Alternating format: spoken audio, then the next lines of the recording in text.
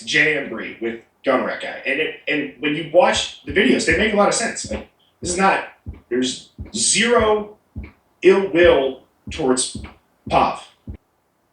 Personally, I think that when there's conversations being had about stuff and people disagree on it, I've always performed better. Whether it be when I'm facing the best team in a sports or in a sports game, or when I feel like I have to be my best, I perform better.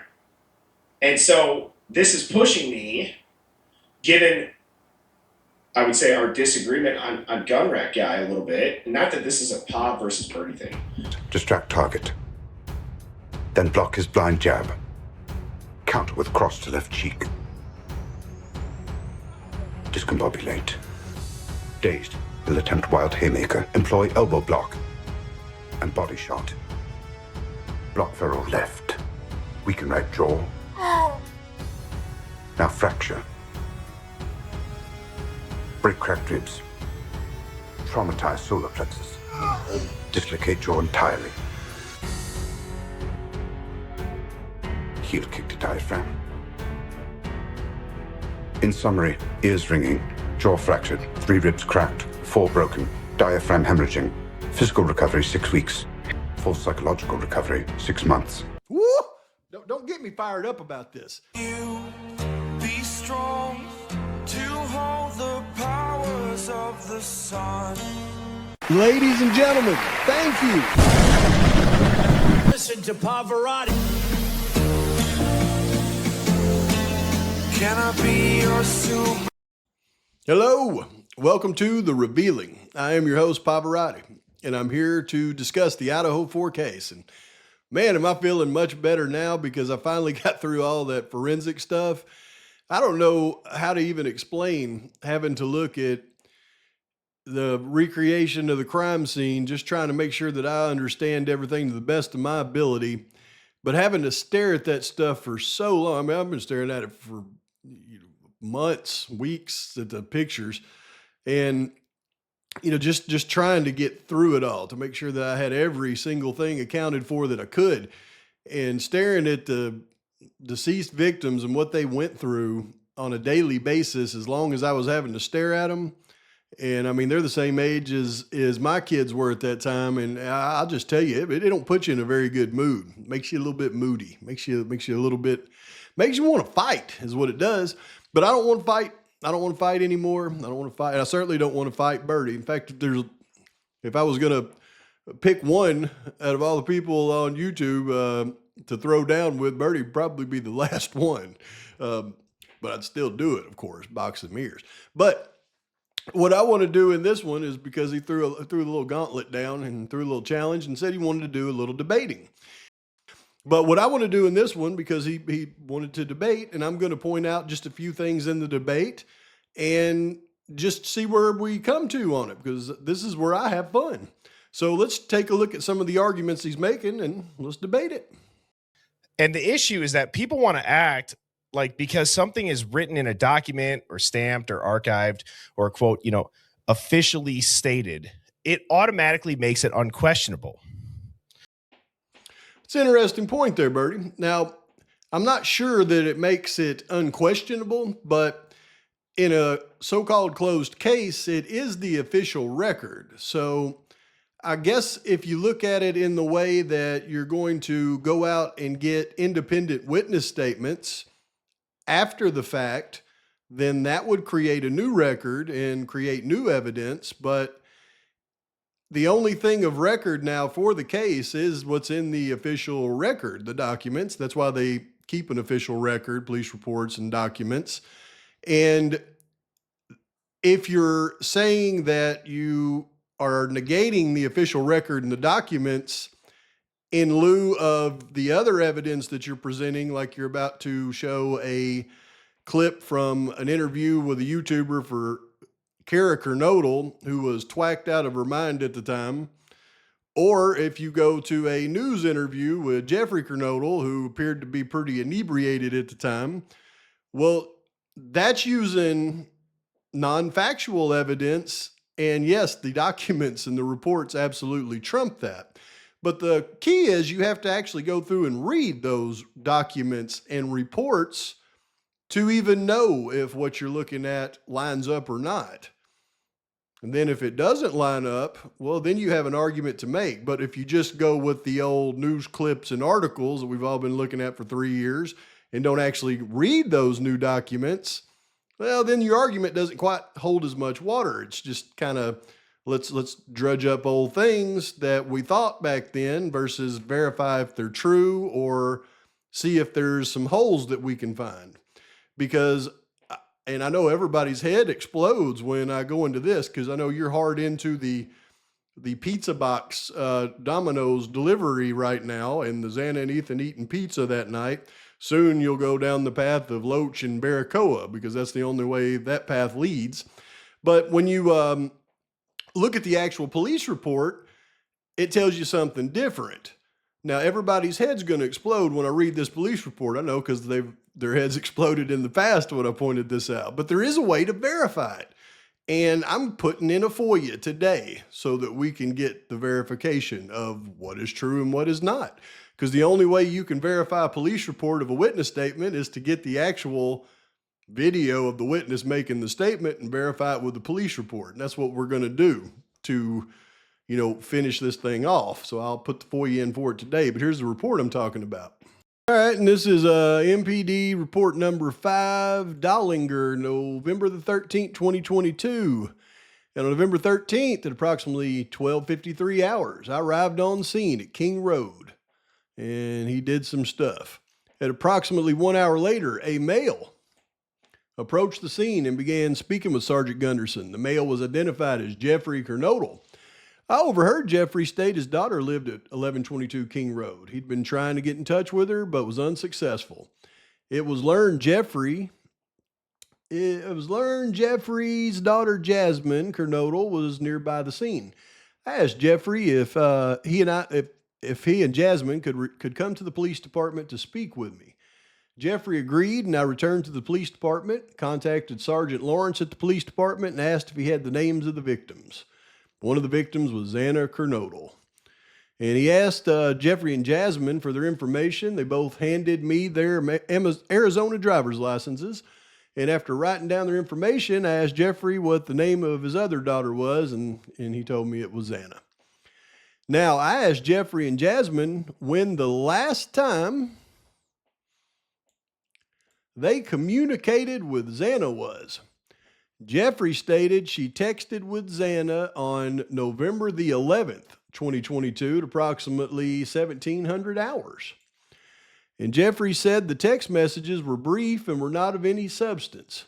Jeffrey said he texted Xana on November the 11th, 2022 at around 1540 hours, and she responded stating she was at work. Jeffrey then told me he last spoke with Xana on the phone on November the 11th, 2022 at approximately 2140 hours when they spoke about going to the WSU football game. I asked Jeffrey where Xana worked, and he said the Mad Greek. So the last time that Jeffrey, according to Dollinger in this statement, actually talked to Xana was 2 days before the atrocity. So if Xana and Ethan were getting pizza and there was some kind of fight or anything like that, it happened 2 days before the atrocity, not the night of, according to this police report. Now, everybody says, well, yeah, but I believe Jeffrey in the interview. Well, I believe Jeffrey was drunk in that interview, and I believe that he probably had his phone on him in this interview, and this is probably accurate. But there's only one way to know, and that is to get the video and audio recording of the interview, because it was attached to the case. So I'll put a FOIA in for that. And then when we get it back, we can either verify the 11th or see if law enforcement lied and put it in there on the 11th, just trying to hide some frat fight. I have to think that maybe the frat fight is not something that law enforcement would hide, but that's just me. But that's the police report. That's the official record on it. Now, unless somebody really pays attention, they'd get really confused in the next part of the debate, because in the next part of the debate, you went through and you were discussing the relevancy of the Domino's pizza delivery and how they were possibly dropping off some individuals doing some nefariousness. But then you went on to talk about gun rack guy, and you wanted to frame the argument that gun rack guy didn't seem that suspicious. And the arguments that you make against gun rack guy not seeming suspicious versus the arguments you make against the Domino's delivery being suspicious, I find quite interesting, because when I'm quite certain of the timing of the event, and I know law enforcement was as well, because Vargas even put in their police report that they had a guy clad in black heading towards the King Road residence at 351. And I'm absolutely certain that is a perp. They know it's a perp. That even found its way into the PCA. And that is your second perp right there, and that's going to come out that is Mowich, in my humble opinion. And I'm willing to bet the bank on it. So I don't know that if I was, really wanting to argue something, if I would go to arguing against that, because when it does come out, I wouldn't want to be the one that was arguing against that if it does, but that being argued is not relevant when you got a guy racking his gun and he doesn't just go towards the house. He stays out of view of the camera, and he slyly tries to get around where the camera would see him going towards the house. And there's another interesting point to that. But what I'm going to do, though, is I'm going to listen to your arguments on gun rack guy, and then your argument on the Domino's driver that you say is relevant, that's at 1 o'clock, and he's making a delivery to the Queen Road apartments, not the King Road residence. But I'm going to use your words that you use to try to say gun rack guy was not relevant. We're going to listen to your words as we look at the Domino's pizza delivery. And that's where you have to really be genuine around your arguments, or else your arguments are going to fall short, in my humble opinion. But that'll be the first part. But people will really get confused, because this thing really has 3 parts. Because you've got the issue of the kids in the apartment that leave at 5 a.m. and go hunting, and then he gets back at 10:30. And then you show the example of when the cop is talking to them and they say, well, he's almost home, as if to say he couldn't have got home at 10:30 and then sometime between then and 4 hours later left again. And he just wasn't back yet, but he was almost home, which is probably the likely scenario, because give me a break, that's just reality. But don't confuse that argument with the guy at 345, because they're 2 different people, and it's very clear. And I think we've zeroed in who the 345 guy is. He's the guy over there in 1119 that we see walk out. Put that in a video yesterday. But it's 3 different things, and you can get really confused on it, because I know in your argument you're trying to make them all one. So I'm going to go through these 3 things individually, and we'll debate this thing out. Be quiet and let everybody listen to this.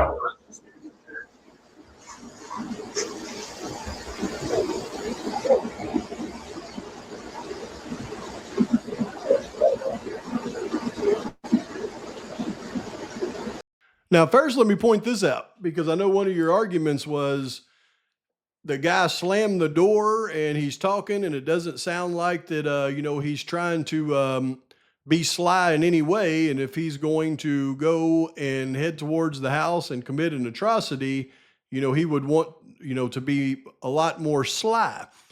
But I got to point out just a couple of things, Birdie. One is you're using the enhanced audio that Jeff H. put out. And Jeff H has enhanced the sound significantly on that particular audio that you're looking at. That's one.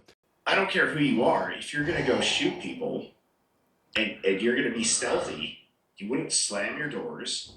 You wouldn't be talking on the phone or talking to somebody else. But two is you're looking at a vehicle that's likely right here in this position. And the camera that is showing everything is mounted right here. And it's showing like this little area right here that you can walk down to this driveway where you see the guy that comes up from the dumpster. He comes around and he walks to here and then he walks down where you can clearly see him.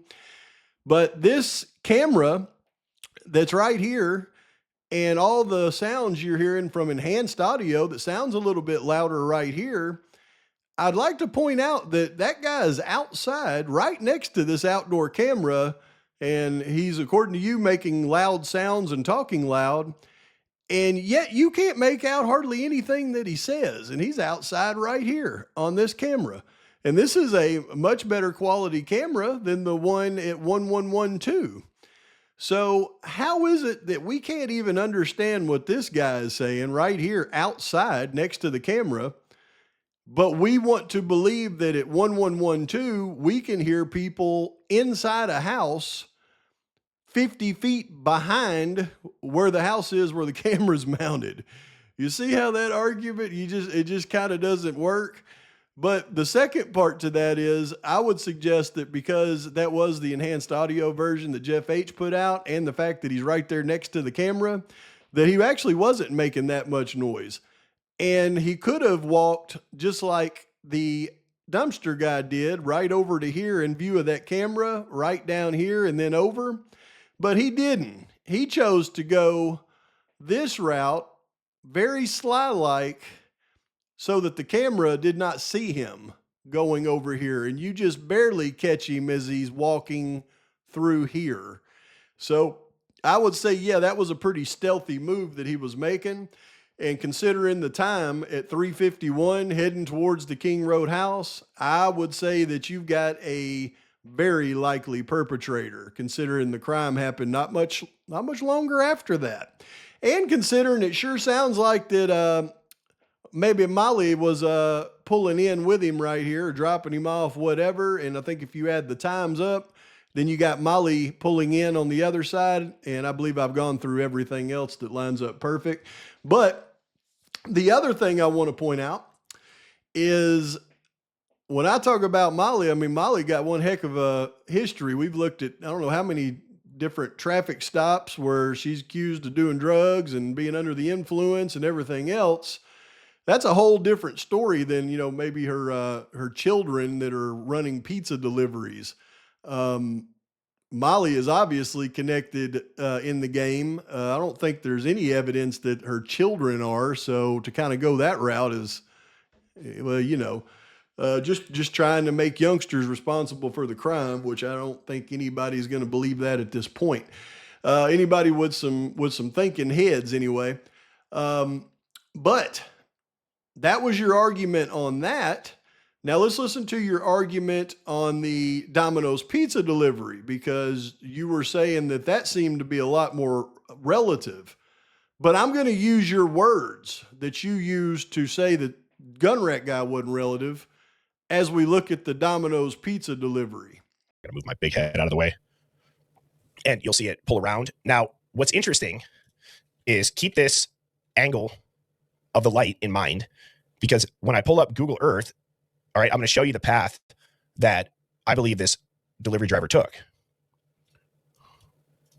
Okay, so you'll see the headlights soon.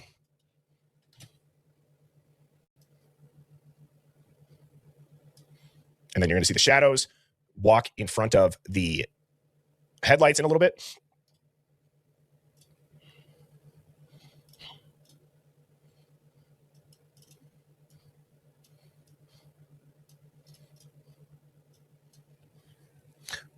Depending on how many people are getting out, I know that we're not right now able to hear the car doors shutting. However, with the visuals of the shadow, you can see right there, there's one. I would say that's one person. I think that might have been the second person. depending on if they cross in front of two headlights. And then you're going to see the car pull away. They pull around, and then you will be able to see them leave on 1112. So again, I've shown this the last. So you guys saw where that car pulled in. You saw the headlights. Okay.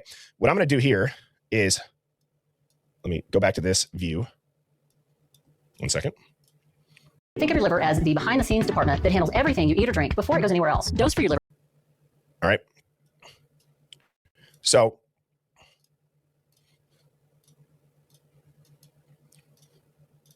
all right. DoorDash driver is going to pull in, or I'm sorry, not the DoorDash, the Domino's driver is going to pull in, and they actually go this way. And they seem to park here. No, actually, if you look where those headlights are there, Birdie, they park right in between the two apartments. They'd actually be parked right here at the red arrow. Because then you will see the lights flash and they do a loop. A lot of people have said, why wouldn't they just do this and park right there? Well, I would say, let's all think back to how solidified it is in the narrative that Molly, the DoorDash driver, she gets to have a pass and go park up here and get out and walk all the way down and shine a flashlight and then walk back and allegedly see Brian Koberger and then get in her car and then leave. So is it that weird that maybe the Domino's guy, rather than turning this way and parking here, is it that weird if he came in and he was like, oh, it's behind me? But there's the X factor of, did he let other people out? So he gets right about here. I don't care who you are. If you're going to go shoot people and you're going to be stealthy. Which in the end, this is why I don't even like debating these things, because what I'm actually debating is this would be real similar to having a debate with SD on, the nobody was unalive thing, because we know that there's a recorded DoorDash order delivered at 3:59. There's a plate with curly fries scattered all over the room where they actually ate that order. And this is a Domino's pizza delivery at 1 a.m. Even if you were going with the Jeffrey Kernodle thing was true, he said midnight, not 1 a.m. So it doesn't add up to that either. So maybe that's just a pizza delivery that's being delivered to those apartments because somebody ordered a pizza on a Saturday night at 1 o'clock. I mean, that doesn't seem too odd or out of place to me. But if you try to make things go into some magic scenario at 2:26, where there's already proof that the victims' phones are covered in blood, so they would have used their phones. I mean, if you were even going to make the argument of a earlier timeline, it can't be before 2:54. I mean, it's proven with the blood evidence on the phone. Nobody used the phones after they were unalived, and they did use the phone until 2:54. So all this stuff we're debating right now is not even real. That's the whole point. But I'm going to get to the last 2 points, which is the two different people that you try to make one and you try to make gun rack guy, and neither one of them add up. You guys doing Good. How are you? good? You guys are students? Yeah. Yeah, okay. So you got the handle alert. So we're just conducting a neighborhood canvass, just making sure anybody heard anything, saw anything last night at all. I did not. I got back from the corner club at 11:30 with my boyfriend, and we didn't hear anything. Okay. What time did you guys go to bed right after that? Or 12:30. I'm not the boyfriend. I was in Spokane. okay. Yeah. And then what time did you wake up? My boyfriend went hunting at 5 in the morning, so he left around then. Okay. And so he's on his way back now. My boyfriend went hunting at 5 in the morning, so he left around then. Okay. First of all, we're framing this debate like it has anything to do with gun rack guy who racked his gun over at the Linda Lane apartments at 3:45. This guy lives way down at the end of the Queen Road apartments. And I showed you the video, the truck leaving out right when she said it would at 5:08 and then returning at 10:30. Now, Birdie pointed out right there that conversation was being had between the officer and the young lady at 2:40. And what she said was, we woke up at 5 because that's when my boyfriend left to go hunting, and he'll be back here soon. She never said that he never returned home from hunting. So when he returns at 10:30, I don't know if y'all have ever been hunting, but usually hunting works really good in the mornings and really good in the afternoons. And you usually stop hunting around lunchtime because that's usually the worst hunting of the day. So between that, let's see, 4 hours, a little over 4 hours, that he returned home, he probably left again and he was going to be returning back. Maybe he went back hunting. Maybe he didn't go back hunting. Maybe he took her car and went to the grocery store and he was coming back. She never said he didn't come back. And considering the context around what we're talking about, I don't think it even really matters. Not at all, because it has nothing to do with Gun Rack Guy and the argument. And the other part that we try to make that, well, I believe I pointed that out in a video last night, that the guy that said he dressed up in the ATF uniform, he said he lived in a house and the vehicle that came from the direction of the crime scene went past his house. And then you see the guy on 1119 walk out of his house at 3:33, right as that car drove past his house at 3:30. So I would say that's your likely candidate, considering it's a house. The vehicle came from the crime scene and the guy's walking out and we didn't know what he was doing. I think now we know what he was doing. He was getting ready to go hunting, way away from Gun Rack Guy. So I guess my point is to all this, I mean, we can argue this stuff back and forth all day, but if you do read the facts of the case, well, that really will enlighten you on the direction that you're going. And the only reason that I even care about this stuff is, I mean, I really like Birdie, really like him. And I think he's very sharp. I think he's so sharp that he will frame arguments around things that aren't quite the most logical arguments, but he'll frame it in a way to where he feels like he's really making a point. And I mean, anybody that is really critically thinking, when you do that, they can see right through you when you do that. And I really thought that you could be a huge asset as far as getting the word out and bringing truth to the case and really starting to sway public opinion. But if you refuse to follow the recorded facts of the case and you go into fantasy land, then I don't think that's going to help at all. And I may be wrong altogether, but I believe that public opinion on things is one thing that hinders a move being made. But I can tell you this, we were supposed to receive a ton of unsealed documents months ago. Still hasn't been unsealed. Why do you think that is? Do you think it has something to do with the WSU lawsuit? Do you think it has something to do with them trickling out the information because there's some things that's going to be released in these new documents that they might not want everybody to see? Do you think maybe it has something to do with they think there's going to be something on the horizon for possibly movement in Koberger's case? We know the judge is set to retire January of next year, so he'll be out of the picture. And then you've got, I'll just leave it at that. I'm no more debates or anything. I don't even want to talk about it anymore because I think I'm debating fantasy land here, and I'm just, there's no reason to debate fantasy land. You do you, Birdie. Sensationalism sells, man. Please like and subscribe to this channel. Post your comments, your thoughts, your criticisms, and until next time, Pavarotti's out.